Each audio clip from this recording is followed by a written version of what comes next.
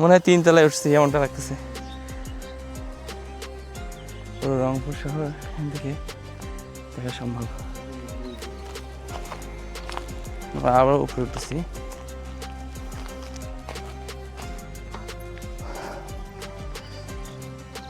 আসসালামু আলাইকুম রহমতুল্লাহ। আজকে যাচ্ছি গার্বেজের দেশে। গার্বেজ বলতে আবর্জনার দেশে।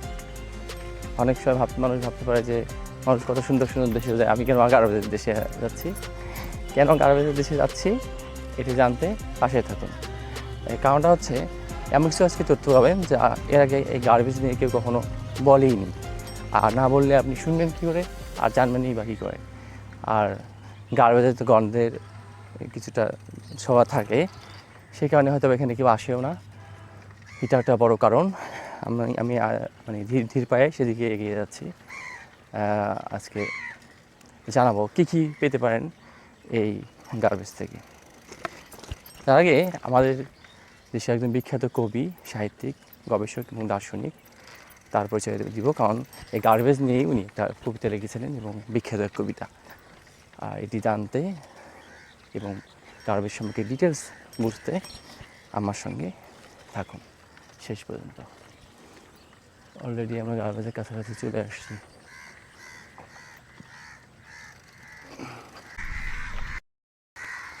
গার্বেজ সেন্টারে এসে যেটা দেখলাম, এখানে বহুত কাক, এখানে যদি ময়লা আবর্জনা বিভিন্ন খাবার টাবার ফেলানো হয়। তার আগে বলে রাখি, এটি হচ্ছে রংপুর সিটি কর্পোরেশনের যে কয়েকটি গার্বেজ সেন্টার রয়েছে তার মধ্যে একটি গার্বেজ সেন্টার। এখানে অনেক গার্বেজ সেন্টার রয়েছে রংপুরের, মানে শহরের ঠিক একটু সাইডে, মানে উপশহর বলা যেতে পারে, সেই জায়গাগুলোতে গার্বেজ সেন্টার করেছে আর কি। এই কুকুরগুলো শুয়ে এখানে বিশ্রাম নিচ্ছে। সামনে এই গার্বেজগুলো সরানোর জন্য 2টি গাড়ি দেখতে পাচ্ছি, দেখা যাচ্ছে, এবং এখানে অফিসও আছে মনে হয়, সিটি কর্পোরেশনের গাড়ি। এটা কি রংপুর সিটি কর্পোরেশনের অফিস না? সিটি কর্পোরেশনের অফিস এটা নাকি? ও, এখানে মালপত্রগুলো মানে ময়লাগুলো ফেলায়।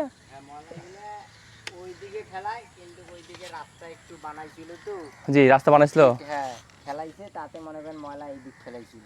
ও, 10-15 দিনে 20 দিনে ভর্তি হয়ে গেছে। এই 20 দিনে এতগুলো হয়ে গেছে। হ্যাঁ। আর ময়লাগুলো নিয়ে যাচ্ছে না নাকি? এখানে পৌঁছে যাবে? হ্যাঁ, ওইখানে পৌঁছে যাবে। আর এখন থেকে ওইখানে ফেলা নিষেধ। এখন আরো ভিতরে ফেলাবে? এখন ওই যে ভেতরে ফেলাইতেছে। ওই ভিতরে ফেলাচ্ছে যখন একটা মাঠ তৈরি করছে, হ্যাঁ হ্যাঁ, তাতে ওই 1 মাসের মধ্যে এটা ভর্তি হয়ে গেছে। ও, তার মানে ভিতরে আরো অনেক বড় জায়গা আছে ফেলানোর জন্য। হ্যাঁ, আরো অনেক বড়। আচ্ছা, থ্যাংক ইউ। আপনার বাসা কোথায়? বাসা এখানে বহরমপুর, ও, কায়দাহারা আর কি, বহরমপুর মাহিগঞ্জ ওই এরিয়াটাতে। এখানে কোথায় গেছিলেন? এখানে তো আমি ডিউটি করি। ও, চাকরি করেন? হ্যাঁ। বাসা, ভাইয়ের নাম কি? পেয়ারালি। পেয়ারালি ভাই, থ্যাংক ইউ। এইগুলা হচ্ছে, এই যে পুকুরগুলা কিসে এগুলা? এই সিটি কর্পোরেশনের? না না, এই পুকুরটা হলো মালিকানা না? হ্যাঁ, মানে মাছ চাষ করে আর কি। আচ্ছা, থ্যাংক ইউ আপনাকে। হ্যাঁ, উনি ওই যে দারোয়ান। ও, ওই বসে আছে। সামনে যাওয়া যাবে তো না? সামনে ফির ওইদিকে যে কুকুর আছে, কুকুর? ময়লার পালা ওইদিকে ময়লা খায়। ও, আক্রমণ করে নাকি? তেলা আক্রমণ করে। হ্যাঁ, একটু হিংস্র মনে হলো, দেখলাম এই দুটো কুকুর বসে আছে। এই দুইটা একটু তাও চলে। কি ওগুলা বেশি হিংস্র? দৌড়ে। আল্লাহ, কামাতে আসে তাহলে মুশকিল। এই দুইটা আমার এই অফিসের সামনে থাকে। এই জন্য এরা অতটা হিংস্র না। রাতে কি চাচা থাকে? রাতে 2 জন থাকে সিটি পুলিশ। হ্যাঁ। আর আমি 3টা থেকে রাত 10টা। 3টে বলতে বিকেল 3টে থেকে রাত 10টা? হ্যাঁ, রাত 10টা। আজকে একটু ছুটিতে আছেন নাকি? না, আমার ছুটি নাই, প্রত্যেকদিন আসতে হয়। এই শুক্রবারেও এই আসলাম। ও, উপরে উপরে ওঠা যাবে? উপরে হ্যাঁ, ওঠা যাবে। আচ্ছা, আমি একটা ডকুমেন্টারি করার জন্য আসছি, যদি হেল্প করেন আর কি। উপরে থেকে যদি কুকুর আসে আক্রমণ চালায়, খাওয়ার জন্য থাকে, এই দুটো দেখে তো আমার ভয় লাগছে যে শিয়ালের মতো দেখতে। এবং ময়লা ফেলায় না তো, এটা একটু এমনি আসি বসে থাকে। ও, সব কুকুর ওইদিকে। বহুত কুকুর তো এখানে, হিংস্র কুকুর। ওরা মনে করে যে কেউ গেলে মনে করে যে মামাকে মনে মারতে আসলো, ওই জন্য ওরা মনে হয় ইয়ে করে।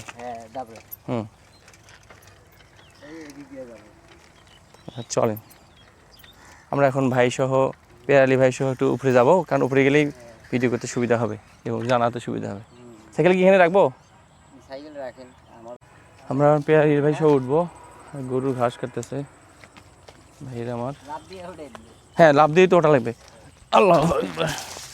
আমরা যাচ্ছি, উপরে যাচ্ছি, কারণ উপরে না গেলে আমি দেখাতে পারবো না যে আসলে কি ঘটনাগুলো ঘটতেছে। আর আমাদের দেশে সম্ভাবনাময় খাত, এটা কাজ টাচও আছে, এই যে কাজ রিক্সি জায়গা, কিন্তু সাবধানে উঠলে কোনো সমস্যা নেই।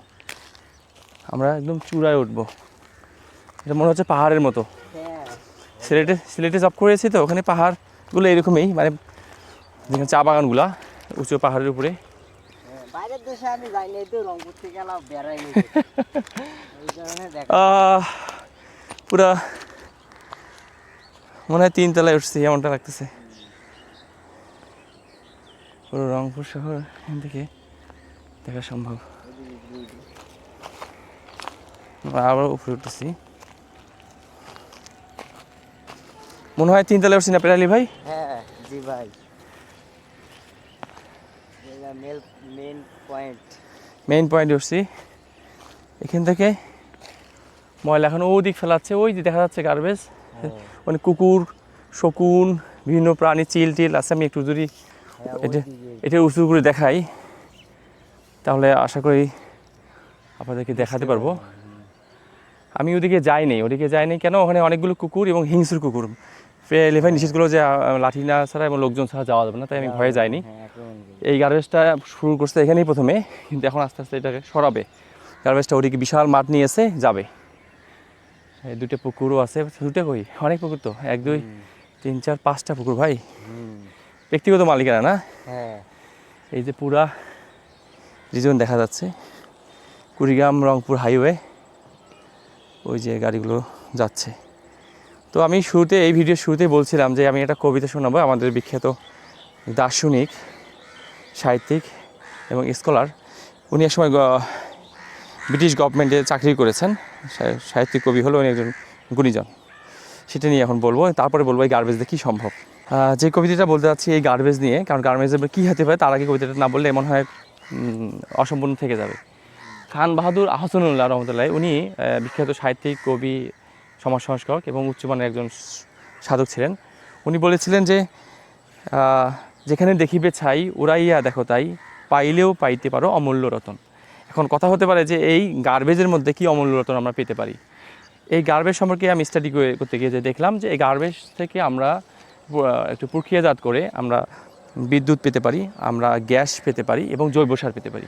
তো বিদ্যুৎ পাওয়ার যে প্রক্রিয়াটা সেটা একটু জটিল এবং ব্যয়বহুল, কেননা এখান থেকে আগে মিথেন গ্যাস তৈরি করতে হয়, ইথেন অথবা ইথেন গ্যাস। সেই ইথেন গ্যাসটিকে পুড়িয়ে তাপ উৎপন্ন করে বিদ্যুতে কনভার্ট করা হয়। সুতরাং এইটা একটু ব্যয়বহুল এবং সময় সাপেক্ষ ব্যাপার। কিন্তু এছাড়া অন্যান্য যে উপাদানগুলো, যেমন ধরেন যে আপনি এখান থেকে মিথেন গ্যাস উৎপন্ন করতে পারবেন সহজেই। তার আগে যে এখানে পলিথিন মিক্সড আছে, বিভিন্ন জিনিস মিক্সড আছে, এগুলোকে বিশেষ প্রক্রিয়া আলাদা করতে হয়। এটা আলাদা করা কঠিন কিছু না, আলাদা করা সম্ভব। এটি আলাদা করার পরে যেটি হয়, এই এগুলো যে পদার্থগুলো পাওয়া যায় সেগুলোকে বিশেষ প্রক্রিয়া জৈব গ্যাসে উৎপন্ন করা হয়, যেখান থেকে মিথেন গ্যাস এবং ইথেন গ্যাস আমরা পেতে পারি। এরপর এটা তো ইথেন গ্যাস আমরা পেলাম, মিথেন গ্যাস পেলাম, সেটাকে যদি আমরা প্রেসারাইজ করে মানে বোতলজাত করতে পারি, সেটা সেল করা সম্ভব 1। আর 2 হচ্ছে যদি এখানে পাইপের মাধ্যমে যদি আমরা আশেপাশে যদি সরবরাহ করতে চাই, সেটা সরবরাহ করা সম্ভব। অথবা এখান থেকে যে বজ্রটা আলাদা করে যেটা গ্যাসের জন্য তৈরি করা হয়, সেটা যদি শহরের কাছাকাছি R2 নিয়ে গিয়ে প্রক্রিয়াজাত করা হয়, সেখান থেকে গ্যাস পাইপলাইন দিয়ে গ্যাস দেওয়া সম্ভব, যদি গ্যাসের প্রেশারটা ভালো থাকে। আর যদি প্রেশারটা তুলনামূলকভাবে কম থাকে, তাহলে আমরা কি করতে পারি, এখান থেকে বোতলজাত করে আমরা দেশে বিদেশে বিক্রি করতে পারি। দেশের চাহিদা মিটিয়ে আমরা কিন্তু বিক্রি করতে পারবো। এটা হলো প্রথম ধাপ, গ্যাস তৈরি। এরপর গ্যাস তৈরি করার পর যে বজ্রগুলো থাকবে, এগুলোকে আমরা জৈব সার হিসেবে ব্যবহার করতে পারি। সুতরাং দেখা গেল যে এই পদার্থগুলোকে যে আমরা ফেলাই রাখছি, এগুলোকে জাস্ট প্রসেসিং করার মাধ্যমে উন্নত বিশ্বে কিন্তু গ্যাস তৈরি করে এবং জৈব সার তৈরি করে, এবং জৈব সারগুলো কিন্তু খুব ভালো মানের জৈব সারই তৈরি হয়, কারণ এখানে অনেক পদার্থ রয়েছে। আর পার্টিকেল যেগুলো রয়েছে, পলিথিন বা পাথর, তারপরে বোতল, কাঁচ, এগুলোকে একটু ফিল্টারিং করে এই আমরা যেটা বললাম সেই গ্যাসগুলো এবং জৈব সার তৈরি করা সম্ভব। এই জন্যই কিন্তু খান বাহাদুর আহসানুল্লাহর কথাটা আমি বললাম, যেহেতু বিখ্যাত সাহিত্যিক ছিলেন, প্রখ্যাত চিন্তাবিদ এবং উচ্চমাপের একজন দার্শনিক ছিলেন এবং সুবিসাধক ছিলেন। দেখো ওনার এই কথার মধ্যে যে কত দূরদর্শিতা রয়েছে, সেটা আমার মনে হয় আর বুঝতে বাকি রইল না। এই জন্যই মনে হয় কবি বলেছেন, যেখানে দেখিবে ছাই উড়াইয়া দেখো তাই, পাইলেও পাইতে পারো অমূল্য রতন। আমাদের দেশে অমূল্য রতনের অভাব নেই, অনেক অমূল্য রতন আছে, সেদিকে শুধু চিনতে হবে, প্রক্রিয়াজাত করতে হবে। আর আমার সাথে তো পেরালি ভাই না, জি ভাই। পেরালি ভাই আছেন, আমাকে হেল্প করছেন এখানে উঠতে। একাই উঠতে গেলে আমার জন্য একটু রিস্কে হতো, কষ্ট হতো, ভাই আমাকে হেল্প করছে, এই জন্য ভাই প্রতি কৃতজ্ঞতা এবং ধন্যবাদ। জি। আর কিছু বলতে চান কি না আমার চ্যানেলের জন্য? আমি চ্যানেলের জন্য কোনো কিছু বলা যদি থাকে? হ্যাঁ, জি আলহামদুলিল্লাহ, এটা জৈব সার তৈরি করা ভালো। এক জায়গায় দেখছিলাম, এখন তো বন্ধ। মানে পাশের নাচনিয়াতে নাচনিয়াতে শুরু করছিল আর কি, পাশের বিলে আর আমি একটু জৈব সার তৈরি করছিল এই ময়লা দিয়ে। এখন তো আর তৈরি করে না, ওই কারণে ময়লা এই অবস্থায় আছে আমাদের এখানে। শুধু জৈব সার না কিন্তু পেরালি ভাই, জৈব সার আগে মিথেন গ্যাস তৈরি করা সম্ভব। হ্যাঁ, গ্যাস তো গভর্নমেন্ট তৈরি যদি করা একটু যায়। বায়োগ্যাস তৈরি করতে চায়, এখান থেকে বায়োগ্যাস তৈরি করা সম্ভব, বায়োগ্যাস সেল করাও সম্ভব। হ্যাঁ, পাশাপাশি সবকিছু। এরপরের ধাপটা হচ্ছে জৈব সার, মানে একই সঙ্গে দুটো জিনিস আসবে, বায়োগ্যাসও আসবে এবং হচ্ছে জৈব সারও আমরা পাবো। জৈব সারও হবে। তো পেরালি ভাই এখানে চাকরি করে, উনি হ্যাঁ, জি আমি এই ময়লা সেকশনে দেখাশোনা করি সবকিছু স্পট। উনি বিকাল 3টা থেকে রাত 10টা পর্যন্ত, না? হ্যাঁ, 3টা থেকে রাত 10টা। 3টা পর্যন্ত, রাত 10টা পর্যন্ত থাকে। আর আমরা যে ওখানে গিয়েছিলাম, যেখানে পেরালি ভাইয়ের সঙ্গে যোগাযোগ হয়েছে, ওখানে একজন সিকিউরিটি থাকে এবং 2জন পুলিশ থাকে। তার মানে বোঝা গেলো বিষয়টা খুবই নর্মাল বিষয় না, এখানে সিকিউরিটি দেওয়ার। এটা যে আপকামিং ভবিষ্যতে এটা যে একটা ইম্পর্টেন্ট খাত হতে যাচ্ছে, সিকিউরিটি দেওয়ার বিষয়টা থেকে আমরা অনুধাবন করতে পারছি। পাশাপাশি যাতে এখানে ক্রাইম না হয়, বড় ধরনের ক্রাইম, আমার মনে হয় যে পুলিশ দেওয়ার পিছনে এটা কারণ এটা যেহেতু একটু সাইডে পাতারবাড়ির মাঝে বিভিন্ন গ্যাপে সিকিউরিটি গার্ড অল টাইম থাকে, এবং পাহাড়ের মতো উঁচু যেহেতু, যাতে এর ফাঁকে যেন কেউ ক্রাইম না করতে পারে, এই জন্য অল টাইম পুলিশ থাকে, ডিউটি শিফটিং করা থাকে এবং যাতে নিরাপত্তা থাকে। এই জন্য পুলিশ ভাইদেরকেও ধন্যবাদ। পুলিশ ভাইরা দিনরাত অনেক কাজ করে যাচ্ছে নীরবে নিবৃত্তে। আমরা যদি অনেক ক্ষেত্রে খারাপ কথা বলি পুলিশ সম্পর্কে, কিন্তু আমাদের জানার বাইরে নিরাপত্তার ক্ষেত্রে পুলিশ বাহিনী অনেক কাজ করে যাচ্ছে, তাদেরকেও আন্তরিক ধন্যবাদ, মোবারকবাদ। তো আজকের মতো এখানেই ভিডিও শেষ করতে যাচ্ছি। তার আগে আর একটু দেখাই নেই আমার প্রিয় দর্শকদেরকে, যারা দেখবে দূর দূরান্ত থেকে, দেশীয় বিদেশ থেকে আমার ভিডিওগুলো দেখে, ইন্ডিয়াতেও আমার ভিডিও দেখে, আবার সৌদি আরব থেকেও দেখে, বুঝছেন? অনেকে কমেন্ট করে, মানে এটা পাহাড়ের মতো ভালোই লাগতেছে আমার কাছে, মনে হচ্ছে বহুদিন পর সিলেটের পাহাড়ে উঠছি। সিলেটে ছিলাম ওখানে। আমাদের সিটি কর্পোরেশনের যেখানে সরকারি মালামাল, সেইখানে সিটি পুলিশ ডিউটি করে। ও হ্যাঁ, সিটি পুলিশ। হ্যাঁ, আমার বাবা গ্রাম পুলিশ ছিল। ও, ওইটা এখন সিটি কর্পোরেশন টেনে নিয়েছে আমাদের, নিয়ে কি সিটি পুলিশ করছে? সিটি পুলিশ বানাইছে। ও, গ্রাম পুলিশটাকে সিটি পুলিশ করছে। অস্ত্র দেয়নি? না, লাঠি আছে। লাঠি আছে। আর তাছাড়া তা ডিউটিরত অবস্থায় আছে। হ্যাঁ, আর ট্রেনিং তো চলে, মাঝে সাথে যদি সরকারি হয়ে যায় তখন গুলি হয়তো দিবে, ভবিষ্যতে মনে হয় বন্দুক দিতে পারে, কারণ তাদেরও তো নিরাপত্তার, নিজের জীবনের নিরাপত্তা প্রয়োজন আছে। ধরেন যে 5-7 জন 10 জন মিলে একটা এসে ক্রাইম করতে ধরলো, কোনো একটা মানুষকে খুন করতে ধরলো, কিংবা হচ্ছে তখন অস্ত্র লাগবে, 2 জন মিলে তো কিছু করতে পারবে না।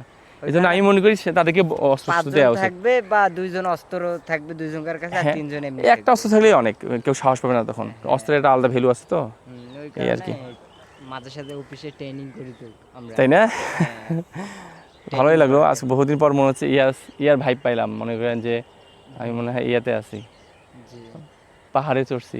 তো চলেন পিয়ারের ভাই, আচ্ছা চলেন যাই।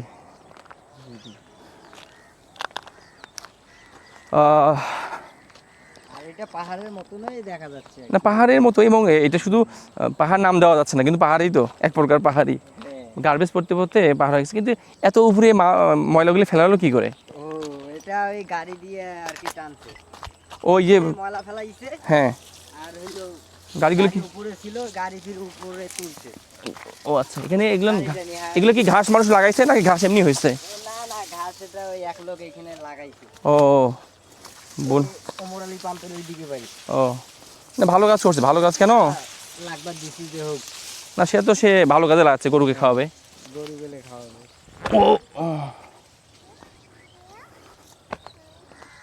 ঘাস লাগাইছে রে ভাই, এই যে ওমরালি পাম্পের ওইখানে নাকি। এই লোকটার নাম কি মনে আছে? এখান থেকে আজকের মতো এখানেই আবর্জনা রাজ্য থেকে এটি টানবো। Thank you for watching and next with joint to beat. দেখা হবে নেক্সট কোনো ভিডিওতে, তথ্যমূলক ভিডিও নিয়ে। আসসালামু আলাইকুম।